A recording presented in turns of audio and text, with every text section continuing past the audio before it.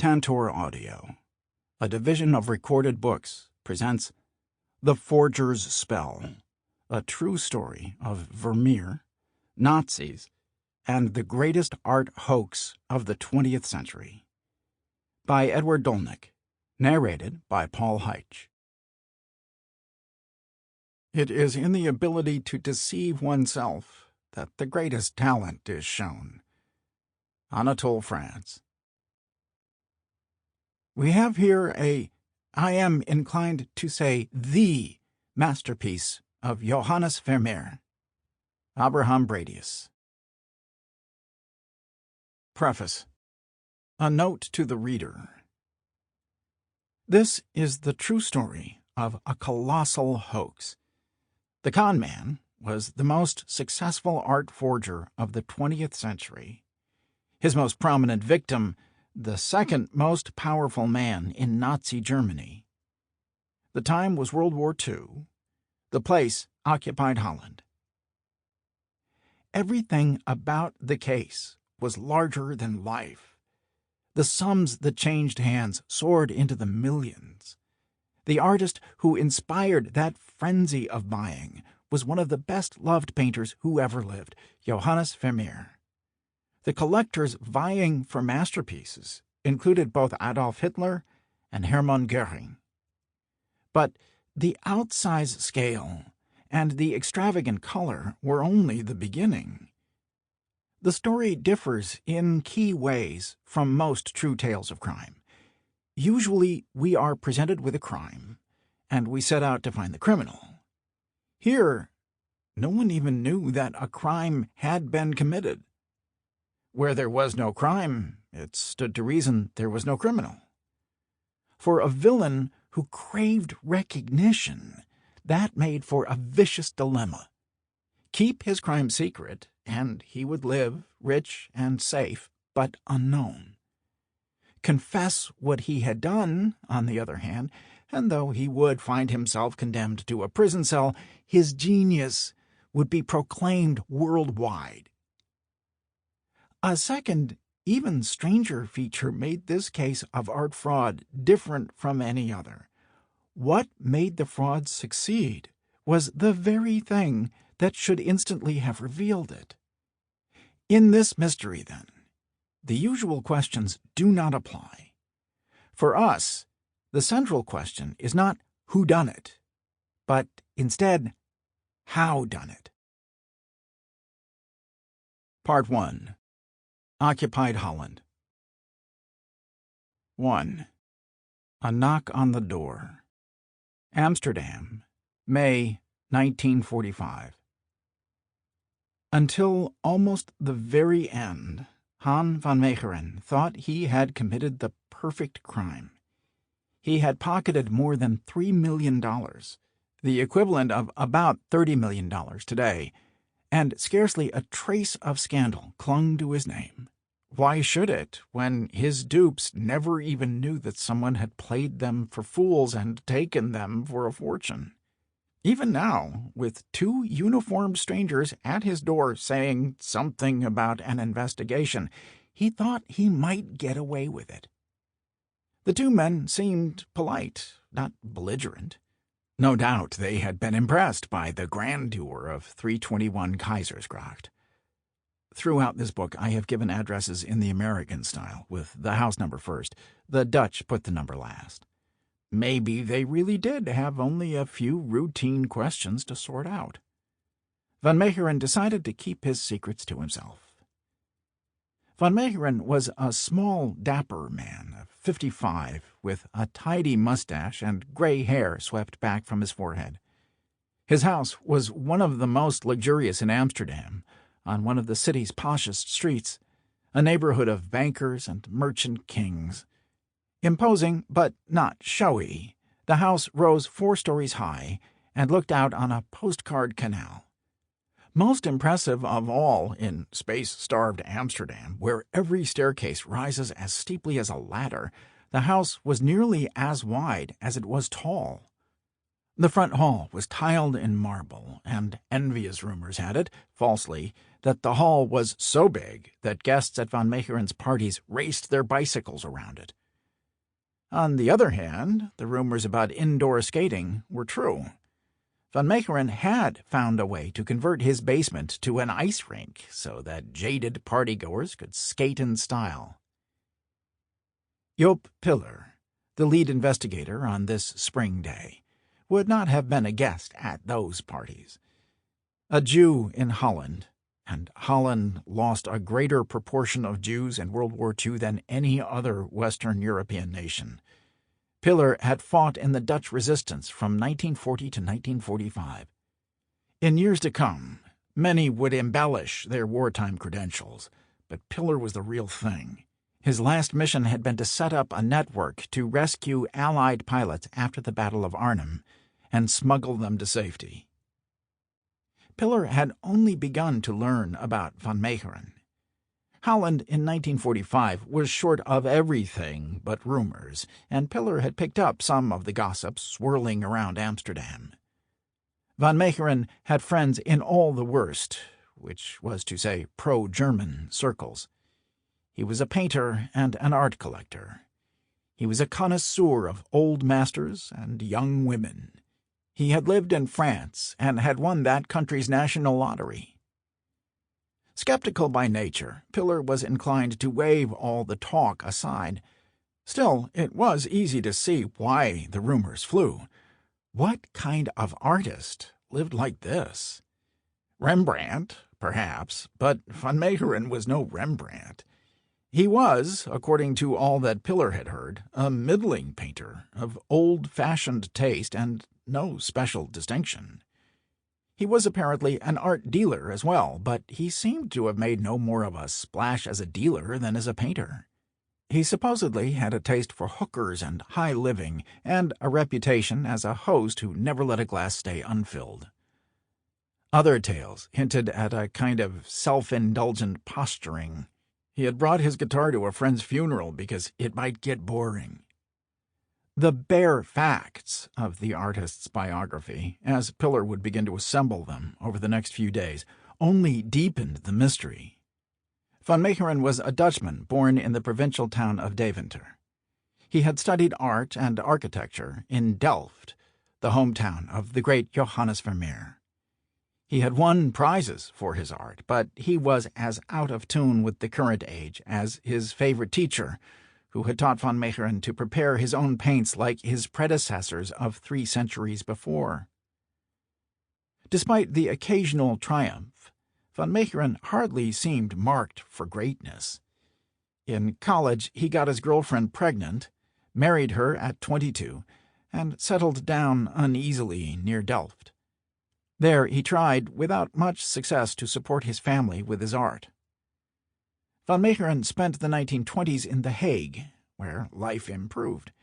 He gained a reputation as a playboy and a portrait painter whose skill was perfectly adequate, but whose client list was positively dazzling.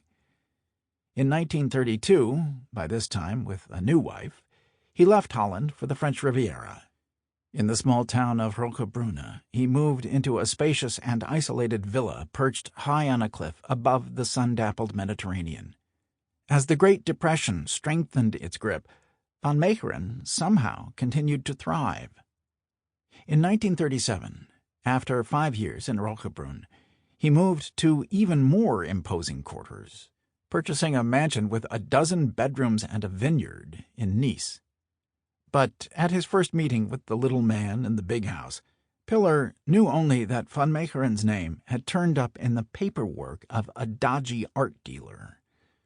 And so, when Piller took out his notebook and posed the question that would set the whole complicated story in motion, he had suspicions, but not much more. "Tell me, Mr. Van Meegeren," he asked, "how did you come to be involved in selling a Vermeer?" 2. Looted art. Piller's knock on Van Meegeren's door came only 3 weeks after VE Day, which marked the Allied victory over the Nazis and the official end of World War II in Europe. Holland had suffered bitterly through the war years, its citizens bombed and starved and dragged into slave labor and sent off to extermination camps. For the Germans occupying Holland, on the other hand, life had retained its civilized pleasures. While the Dutch had choked down roof rabbit, dog or cat, Nazi officials had dined off fine china in bustling restaurants. When peace finally came, the Dutch erupted in anger. Jubilant crowds jeered and screamed "Traitor!" as members of the Dutch Nazi Party were paraded through the streets. Indignant mobs grabbed Dutch girls who had taken German boyfriends, Kraut girls, the Dutch called them, and shaved their heads as punishment. Rebuilding the country would take years. Piller had been made a captain in the Militair Gezag, the provisional government, but he had not the slightest interest in formal authority or chains of command. A freelancer and a rebel by temperament, Piller had lived by his wits for the last 5 years. Now, with the war finally over but few government structures yet in place, he had a free hand. He set up, essentially on his own authority, a group charged with investigating collaborators and crooked businessmen who had sold out the Dutch to the Nazis. A hunt for looted property had inevitably led to a hunt for stolen art. Holland had lost countless art treasures to the Nazis. Both Adolf Hitler and Hermann Göring, the two highest-ranked figures in the Nazi pecking order, fancied themselves art connoisseurs and collectors. Europe's art, Hitler and Göring believed, belonged in German hands. With the Führer and the Reichsmarschall showing the way, the Nazis had ransacked Europe's museums and private collections and grabbed whatever caught their eyes. Göring, a 6-star general and the highest-ranking military official in Germany, was self-obsessed to an almost unfathomable degree.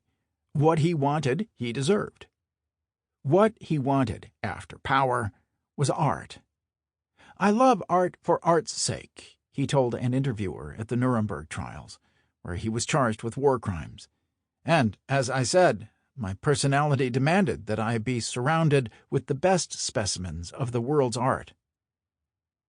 With the help of art dealers scouring Europe on his behalf, Göring accumulated masterpieces literally by the trainload. "I intend to plunder, and to do it thoroughly," he had declared early on. And for once he kept his word. From Holland, France, Belgium, Poland, and Italy, trucks full of confiscated art drove in convoy to Göring's private trains for delivery to Germany. There, the Reichsmarschall's newest masterpieces took their place among his other trophies, Rembrandts and Van Dycks and Halses and Goyas hanging on the walls in tiers 3 and 4 paintings high. Göring reveled in taking visitors on tours of his new possessions: old masters, statues, tapestries, antique furniture, suits of armor, golden candlesticks, bronze lions, all in endless profusion. Some of it little more than ornate clutter, much of it priceless, all of it unmistakable testimony that Europe's new rulers could do as they pleased. Göring had wasted no time. By the time the war was a year old, his collection had grown to a spectacular size. "At the current moment," he wrote in a letter in November 1940, "thanks to acquisitions and exchanges, I possess perhaps the most important private collection in Germany, if not all of Europe." Amid such splendors, no single work could jump out, but Göring prized some of his paintings above the others. One special favorite was a previously unknown Vermeer called Christ with the Woman Taken in Adultery. This was the most valuable of all his possessions, and Göring displayed it in a place of honor at Karin Hall, his grandiose country estate. For the Nazis, and all other art collectors, a Vermeer was a prize almost without peer. The beauty of the work was part of the appeal, but its scarcity counted for even more. In all the world, there are only 36 Vermeers. Even a conqueror with Europe at his feet could do nothing to alter that brute fact. The war had shattered countless lives. In the hunger winter of 1944 to 1945 alone, 20,000 Dutch citizens had died of starvation. Joop Piller had suffered, and seen his friends suffer. Van Meegeren had floated through the war in style. Now his name had turned up in the worst possible company, with Hermann Goering's, on the sales records for Christ with the Woman Taken in Adultery. Piller, who before the war had managed a factory that made raincoats, had no special interest in art or in Vermeer. He did, however, have a special interest in the Nazis and in those of his countrymen who had done business with them. 3. The Outbreak of War. On the evening of May 9, 1940, Hermann Goering swept into Berlin's State Theater, resplendent in his white uniform. The play was half over. Goering's entrance was hard to miss, just as he preferred. Elsewhere in Berlin, on the same evening, two old friends met for a tense dinner. Major G.J. Sass was the Dutch military attaché.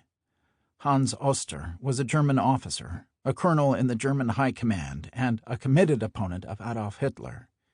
They had first met in 1932 and had stayed in touch afterward. In September 1939, when Germany invaded Poland and triggered the Second World War, Oster began secretly passing his Dutch colleague detailed information about Hitler's plans to attack the West. After their dinner, the two men took a cab to German headquarters. Sass waited in the car. Oster disappeared inside. When he returned, he delivered his news in an urgent whisper. "This is the end. No counteroffers. The swine has gone to the Western Front. It's all over now. Let's hope we see each other after the war." It was not to be.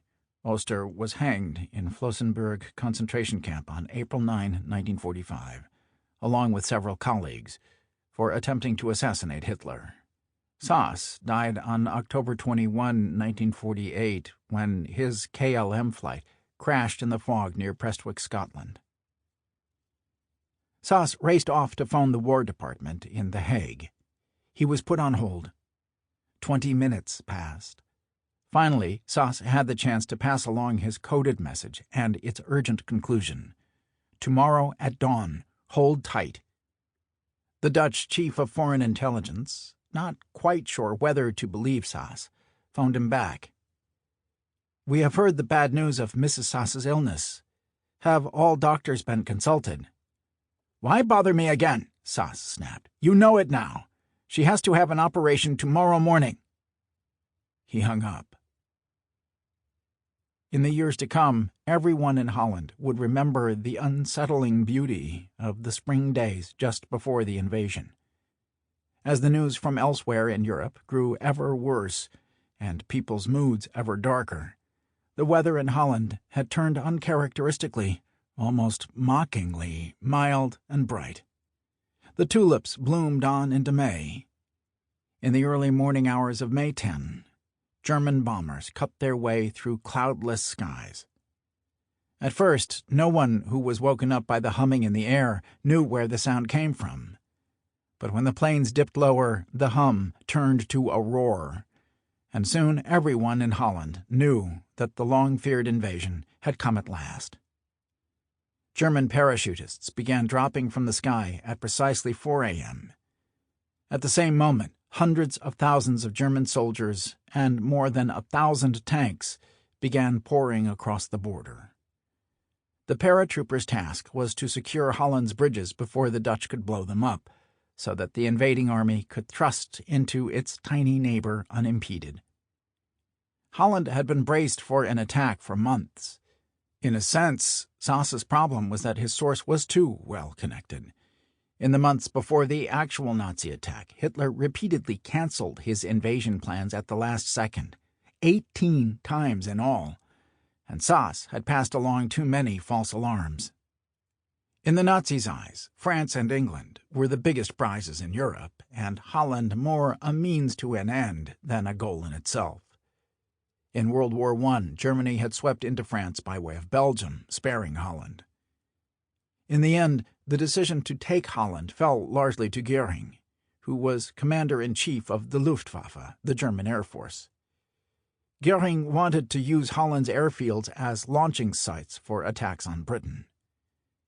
But even while plotting battle tactics, Göring scarcely wavered from his focus on plunder. For the Reich Marshal, Holland meant airstrips, but it meant old masters too, and it was by no means clear which struck him as the higher priority. Even if Major Sass's warning had gone through immediately, Holland stood no chance against the Nazis. With the exception of a brief battle with the Belgians in 1830, the Dutch army had not gone to war since Napoleon's day. Now, in 1940, it stood in the path of its belligerent next-door neighbor, unprepared, outnumbered, and ill-equipped. Like the Belgians, Norwegians, and Danes, the Dutch had opted for neutrality in the forlorn hope that if they kept their heads down, trouble might pass them by. It was less a strategy than a prayer. They hoped, in the words of the Dutch historian Walter Maas, to avoid provoking the monster that had already clawed at their doors. In Rotterdam, the monster stepped into the open.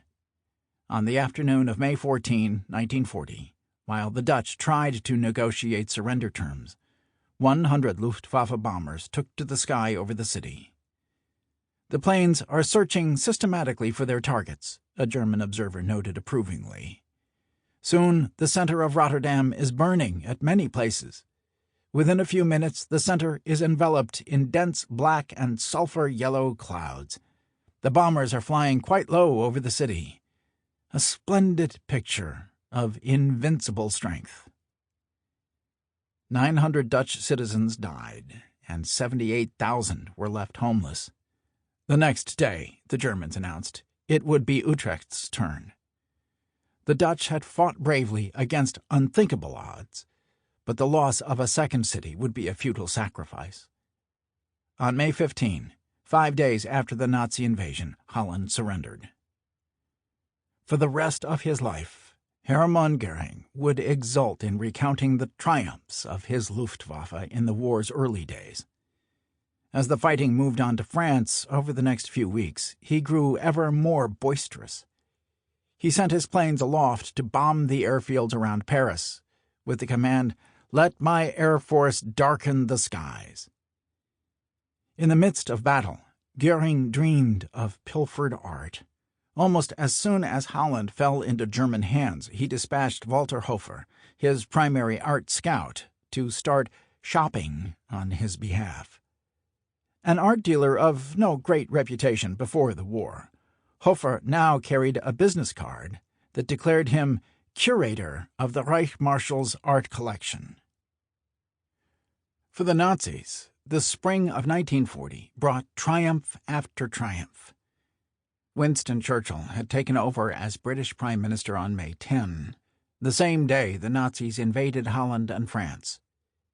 "Behind us," Churchill told his countrymen, "gather a group of shattered states and bludgeoned races, the Czechs, the Poles, the Danes, the Norwegians, the Dutch, upon all of whom a long night of barbarism will descend, unbroken even by a star of hope, unless we conquer, as conquer we must, and conquer we shall." Delighted with Germany's run of good fortune, Göring flew to Holland on May 24 to survey the wreckage of Rotterdam. In high spirits, he continued on to Amsterdam to see what art and jewelry he might find. One of Göring's scouts purchased 368,000 guilders worth of diamonds on his behalf, about $2.7 million in today's dollars. 2 days after Göring's visit to Holland, the Allies achieved their lone victory in this early fighting. The victory was, in fact, a retreat at Dunkirk, where a makeshift fleet of fishing boats and ferries and lifeboats and yachts managed to rescue hundreds of thousands of soldiers trapped in northern France. British and French soldiers fought their way across the beach and into the water, and then searched frantically for a boat they could clamber into. German machine gun fire swept across the beaches. Luftwaffe bombers swooped down over the water. Somehow, the improvised flotilla, English fathers sailing to rescue England's exhausted, bleeding sons, in the historian William Manchester's phrase, carried 338,000 souls to safety. 2 weeks later, in early June 1940, Goering was back in Amsterdam.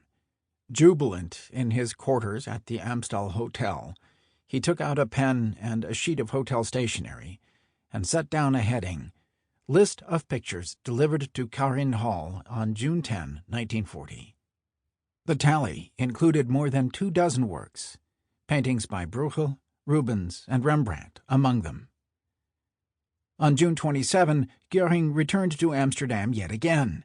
This time, the lure was the immense art collection of the renowned Jacques Houdsticker, one of Europe's best-known and wealthiest art dealers, and a Jew. Houdsticker and his wife and baby had tried to escape Holland as the Nazis swept in. As he joined the desperate crowds rushing to the coast in search of a boat or ship, Houdsticker carried with him a small black notebook with handwritten entries on the 1,113 paintings he had left behind. The list was extraordinary. Under R, for example, the entries included Rembrandt, Rubens, and Raphael. Under T, Titian and Tintoretto. Houdsticker managed to snare 3 precious places on the SS Bodengraven, bound for South America by way of Dover. As the refugees neared the English coast, Nazi dive bombers attacked. On the night of May 16, with the ship blacked out in case of further attacks, Houdsticker lost his way in the dark, fell through an open hatch in the deck, and died. In Holland, eager buyers immediately began circling around Houdsticker's firm. One of them represented Hermann Goering. Exactly what deals were struck for Houdsticker's various holdings, and on what terms, no one has ever learned. At his Nuremberg trial, Goering would reveal that he had paid 2 million Dutch florins, roughly $13 million in today's dollars, for some 600 paintings, including 9 by Rubens. The Nazis were criminals who went out of their way to profess respect for the law. Rather than steal outright, they often preferred to make coerced purchases. Goering's outlays, needless to say, did not come from his own pocket. However complex the negotiations, the outcome was brutally straightforward. A few months after Houdsticker's death, on a very hot day in July, wrote the Dutch historian Jacob Presser, a corpulent figure wearing a white uniform and clutching a baton appeared at his gallery in the Herengracht. Reich Marshal Goering was paying a visit. An eyewitness has described what happened a few days later. Huge lorries and barges drew up outside and were soon filled to overflowing with valuable paintings and antiques. Houdsticker's was left empty. Everything went to Germany. 4. Quasimodo. Han van Meegeren fervently believed he was a great painter. He was not. His own work was no better than that of countless others, and the worst of it was dreadful. Van Meegeren was versatile. He painted society portraits and Bible scenes and nightclub dancers.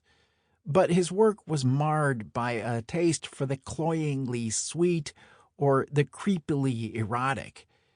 His best-known picture, once so familiar that nearly every Dutch home had a reproduction, was a sentimental drawing of a huge-eyed doe. The marketing of that drawing, rather than the picture itself, set it apart.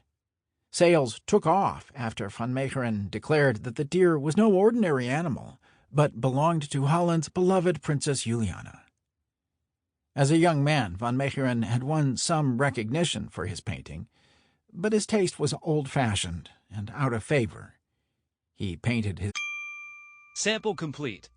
Ready to continue?